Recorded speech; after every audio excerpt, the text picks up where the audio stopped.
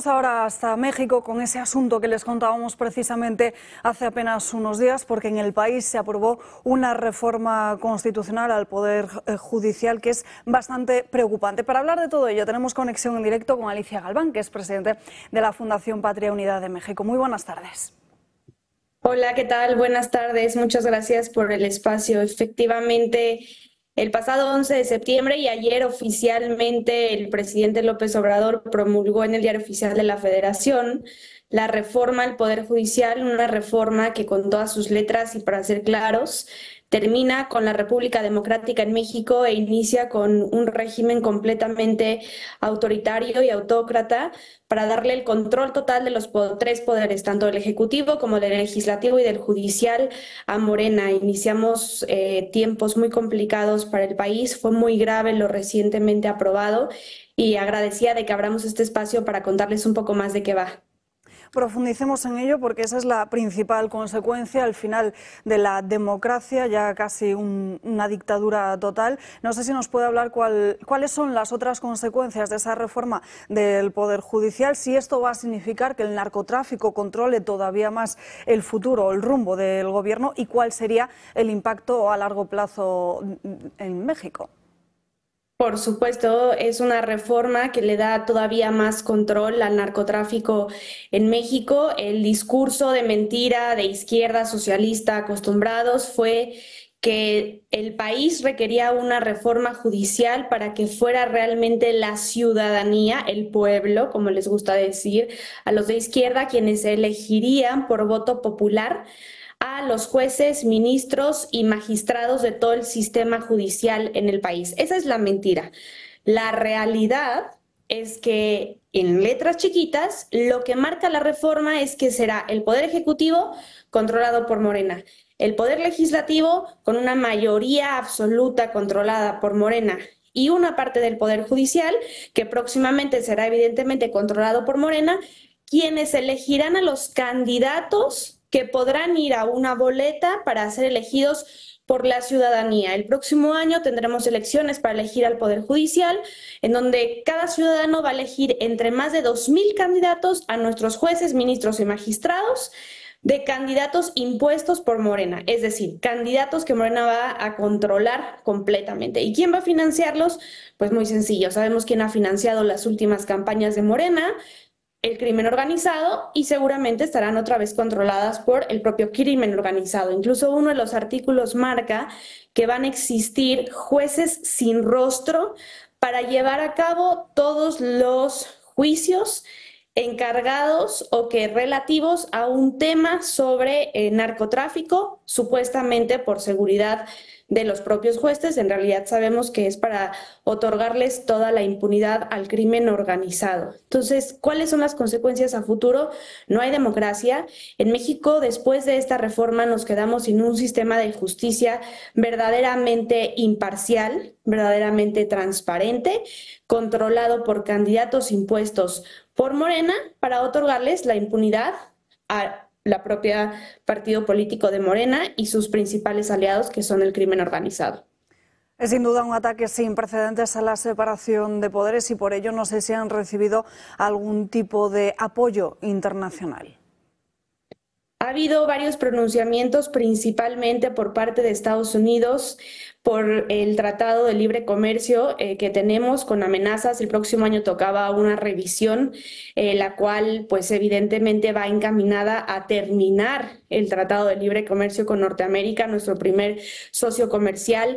Hemos tenido distintos aliados, incluso en España, con Fundación Disenso a través de Foro Madrid, quienes se han pronunciado alertando el riesgo de esta reforma, pero realmente preocupa que no ha sido todavía tan impactante, ¿no?, los comunicados a nivel internacional, y me refiero más que a nivel de medios de comunicación, a nivel político. Sí urge que la Unión Europea haga un comunicado, los países de Latinoamérica, porque esto es un golpe directo a la democracia de México y comenzamos un gobierno autoritario, como ya lo mencionaba, encaminado abiertamente a una dictadura. Es los mismos pasos que ha hecho Nicaragua, que tienen en Bolivia, que pasaron en Venezuela, hoy los estamos viviendo en México a pasos agigantados, desafortunadamente.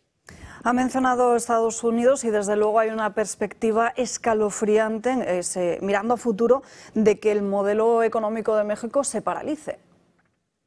Así es, de hecho el peso ha perdido frente al dólar de una forma importante, ¿no? Y bueno, ¿qué es lo que genera? No hay hoy Estado de Derecho en México, no hay seguridad jurídica.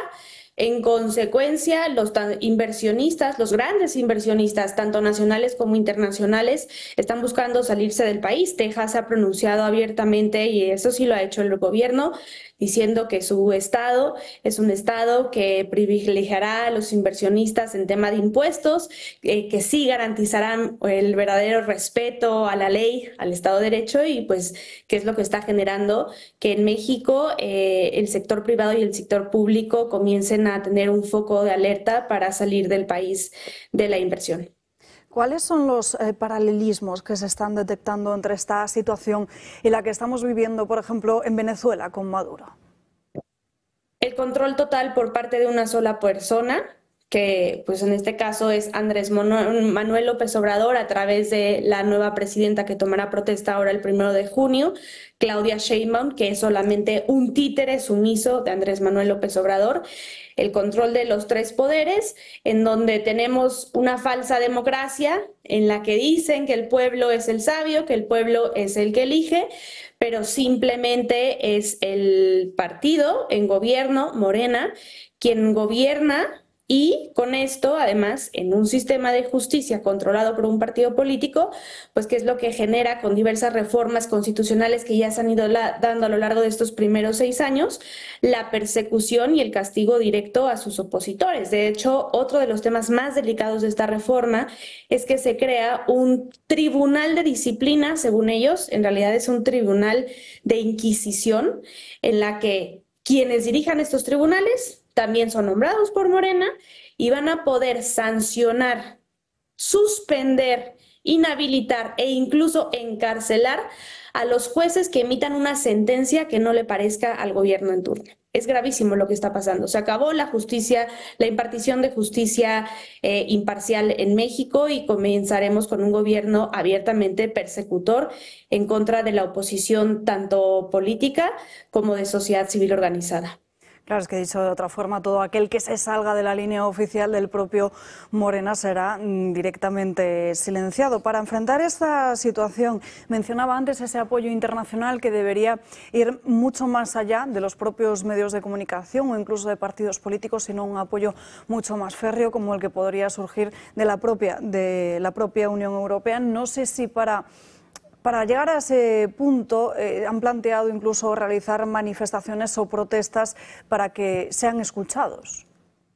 A ver, sin duda se requiere el apoyo internacional y principalmente se requiere de la organización de los mexicanos. Hoy sí, más que nunca, requerimos una sociedad en la que abran los ojos, entiendan las consecuencias de lo que está sucediendo en México. Afortunadamente, sí ha habido varias manifestaciones durante las últimas 3 semanas, organizadas además por 2 sectores muy interesantes. Una, evidentemente, el Poder Judicial, ¿no? Todos los trabajadores del Poder Judicial que de un día para otro se van a quedar sin trabajo, que conocen las consecuencias que esta reforma genera en un país donde la carrera judicial era por profesionalización, ¿no? Por años de trabajo en el Poder Judicial, y hoy va a ser por tómbola y por elección popular.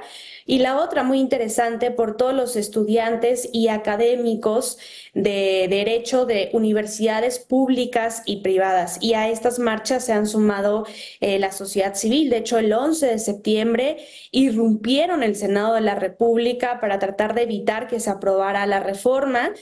Después sesionaron en la antigua sede del Senado y no se logró el objetivo, pero bueno, sí estamos comenzando a ver a una sociedad civil organizada y preocupada. Yo creo que son precisamente en estos tiempos de barbarie, de crisis, en la que se tienen que forjar a los nuevos líderes que van a dirigir este movimiento para la reconstrucción de una nueva democracia en México que se está perdiendo a pasos agigantados.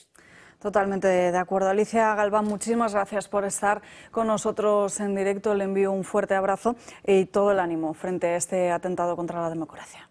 Muchas gracias a ustedes y estamos a la orden.